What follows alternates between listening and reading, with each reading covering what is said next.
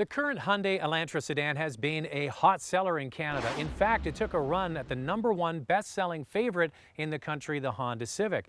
Hyundai executives even tell us that the Elantra was only constricted by the number they could get from the factory.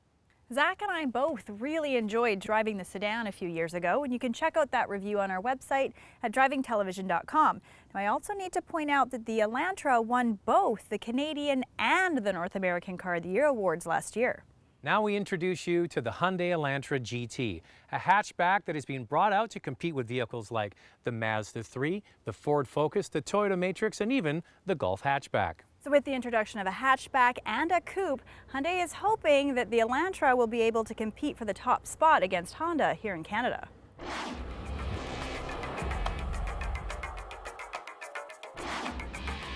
This Elantra GT replaces the Elantra Touring, which was more of a station wagon. This new model is based on the i30 model that is sold in other markets. Designed in Europe, this stylish hatchback has a similar front design to the sedan, but the overall shape would look perfectly happy on the roads of France or Italy. Now you got to admit that this is a good-looking car. The accent lines that flow up the back definitely show a sense of motion, but the windows in the back seat are still big enough that kids can see out. The back of the car is a steeply raked hatch, and when you open it up, it's a useful size. But you know what? This car is really all about design and passion. Somebody who's younger, who would look at the sedan and say, that's a little bit too conservative for me, might be attracted to the GT hatchback. The Elantra GT is not the value leader, the sedan is. It starts at just over $19,000 and runs up just over $26,000. The test car seen here is the SE with auto for $24,349. The interior is on par, if not even slightly larger than a lot of the competition, and it features a usable back seat. The dash of the GT is slightly different from the sedan. As we mentioned, it has its roots in the European i30 design, and this is a copy of that dash. This offers a large area below the radio and heat to store items. It really is quite big. The sedan has a covered storage area. My fiance and I had an opportunity to take this Elantra on a 2,500-kilometer road trip down to Idaho. And you know, it's interesting when you spend that much time in a car, especially 7-8 hours straight in a vehicle, what you notice. Absolutely love the dash in the Elantra. The look and feel of it is top-notch, and I really like the soft-touch materials. Now, I have to say as well, my fiance's a bodybuilder, so he's quite a lot bigger than me, and both of us found the seats to be incredibly comfortable. So it's not very common that both of us with very different body types find that in a car, so we were really impressed with the Elantra. Standard features include air conditioning, power windows and doors, USB and auxiliary jacks, Bluetooth, tilt and telescopic steering, height-adjustable driver's seat, and heated front seats. The huge and optional moonroof covers the front and rear seats and has a power cover. The Ford Focus and the Mazda 3 hatchbacks might have a lower starting price, but the Elantra GT comes with standard Bluetooth and heated seats. With the others, they're optional. The engine under the hood is the same one found in the Elantra sedan. It's a 1.8-liter four-cylinder direct injection with 148 horsepower. Now, the Mazda 3 has identical power, but it comes from a larger 2-liter engine, and the Ford Focus has more horsepower at 160.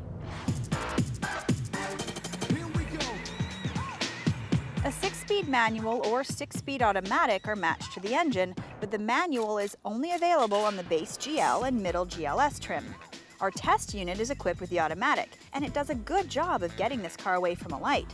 Plus, the driver can manually shift the auto from the center-mounted shifter. On our 2,500-kilometer road trip, about 2,000 kilometers of those was on the highway. Now, this Elantra, the power is great in the city, but it would have been nice if there was a little bit more power, especially for passing at higher speeds. But for a little car on the freeway, it did surprisingly well. Quiet interior, very comfortable seats, and amazing fuel economy. This GT differs from the sedan in the rear suspension.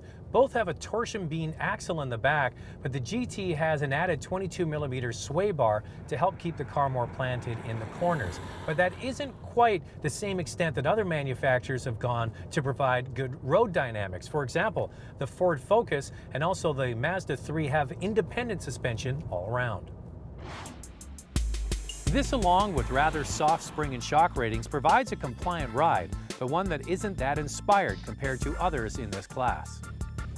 Now this car has a system called driver selectable steering. It's got a button on the steering wheel. It goes from comfort to normal to sport, and that really only adjusts the amount of effort it takes to move the steering wheel. It doesn't get rid of the dead steering problem that has plagued Hyundai cars for the last few years. This car has electric power steering. It's got no center-on feel, and they really need to adjust that and get rid of that problem if they want to make the next leap up to it being an enthusiast car. For average daily driving, owners might not notice, but enthusiasts will.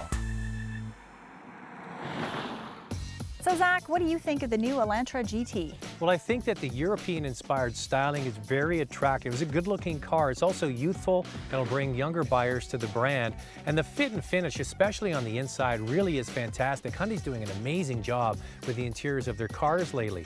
On the downside, it all comes back to the drive. The car looks athletic. It has that European-derived sort of platform, but it doesn't deliver the way some other cars do. The steering is still quite vague. Also, it's got a higher starting price than some of the others. Yes, it's got the heated seats and the Bluetooth as standard equipment, but for some people that bars entry into this car. And the other thing is that the independent suspension found on cars like the Mazda 3, the Ford Focus, and even the new Dodge Dart is not found in this car. What do you think about it? Well, you know, Zach, I agree with you. I think this car looks great, and it's probably my favorite looking car in this class. I mentioned it before, but the seats are very comfortable. It's got great fuel economy. And yes, you know what? It is a little bit higher starting price, but I like the fact that you do get a lot of extra features. The downside, the only thing that really bothered me was it would have been nice to have just a little bit more power, especially when you compare it to the other cars in the class. And that's it. You know what, Lacey? The average commuter that's looking for a stylish hatchback car, this is going to fit the bill. Well, look out Civic, because now that Hyundai has the coupe, sedan, and the hatchback, they've got a lot more Elantras to sell.